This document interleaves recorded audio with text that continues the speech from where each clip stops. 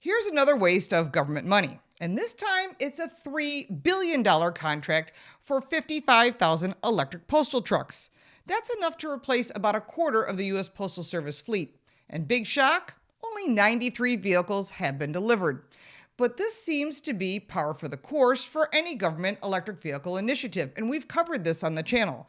Now, two prominent lawmakers are introducing the, quote, Return to Sender Act. I love this. To rescind... Sorry, it's too funny. Love the name. To rescind $3 billion allocated under the Biden administration's Inflation Reduction Act, a 2022 law sold as an inflation fix, but packed with green energy funding for the U.S. Postal Service, known as USPS, by the way. The electric vehicle initiative, well, this move comes amid concerns over production delays and escalating costs associated with the program. Well, that's no shocker. I'll tell you more, but first I want to remind you to like this video and subscribe to this channel to keep up with what's going on in the automotive world. Senator Joni Ernst, a Republican of Iowa, and Representative Michael Cloud, a Republican of Texas, are seeking to reclaim the $3 billion that have been earmarked or established for the electric vehicle fleet for the United States Postal Service under former President Joe Biden's Inflation Reduction Act.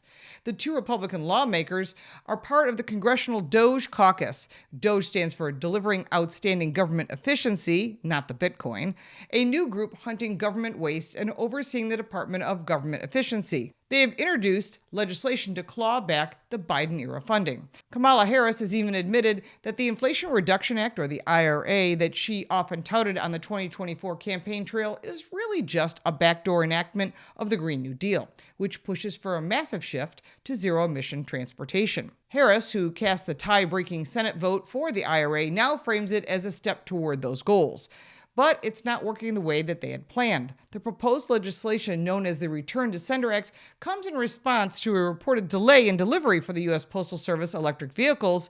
As of last November, only 93 out of the planned 60,000 vehicles had been delivered by defense contractor Oshkosh. The contractor had an agreement with the Postal Service to produce an initial 50,000 electric delivery trucks for a 3-year period that started in 2022, meaning they're way behind schedule with less than 0.2% delivered by late 2024. Oshkosh, a Wisconsin-based defense giant known for military vehicles, won the contract in 2021, but it's been struggling to switch gears to the mass production of electric mail trucks. Senator Joni Ernst, chair of the DOGE Caucus, criticized the program, stating that Biden's EV postal fleet is lost in the mail. The order needs to be... This is too funny. Okay. The order needs to be canceled with unspent money returned to sender, which is the taxpayers. I am defunding this billion-dollar boondoggle to stamp out waste in Washington. Tax dollars should always be treated with first-class priority. Love the puns, by the way. Representative Michael Cloud of Texas echoed these sentiments, highlighting that the Inflation Reduction Act had funneled billions into the U.S. Postal Service EV project that has delivered delays, defective trucks, and rising costs. Reports suggest that the price per truck has jumped from $55,000 to over $70,000, and he advocates for reclaiming the $3 billion in taxpayer money allocated to this project because it would cost twice as much by the time these vehicles are done. Now, Oshkosh is believed to be struggling with the production of the electric postal service vehicles, with insiders claiming that the contractor is uncertain it can build the trucks effectively under the terms of the former Biden government's contract. Furthermore, rising costs have compounded the project's delays, which means they probably should just send the money back and avoid this hassle.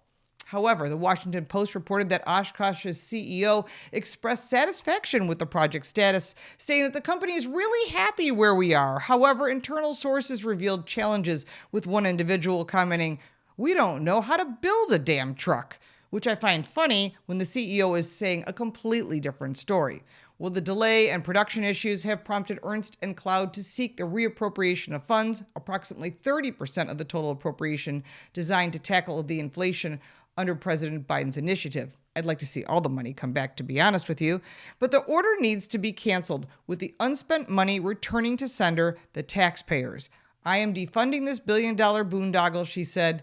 It's a waste of government money. Senator Ernst said in a statement announcing that the legislation measure aimed at clawing this back as soon as possible. A U.S. Postal Service spokesperson defended the initiative, stating that the fleet modernization is central to their, quote, Delivering for America plan, a 2021 strategy to revamp the struggling U.S. Postal Service with new technology, a greener fleet, and meet federal emission cuts by 2030. Even though they've been losing money every year and can't seem to get in front of it, and they just want to keep charging us more to ship packages and letters.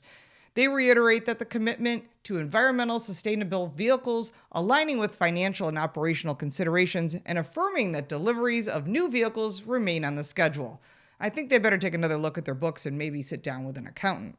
But as the Return to Sender Act progresses, it will serve as a focal point for discussions on fiscal responsibility and the role of oversight in government funding initiatives. These are your tax dollars. This fight isn't just about mail trucks. It's a test case for whether Biden-era green spending can survive a new wave of Republican oversight, especially with the 2026 midterms looming. Where are your tax dollars? Let's stop wasting our money. If you like this video, give it a like and subscribe for more videos like this, and check out our car review channel, Car Smarts. You can support me by buying me a cup of coffee, and if you want even more content, check out the links in the description. I'm Lauren Fix. Thank you so much for watching.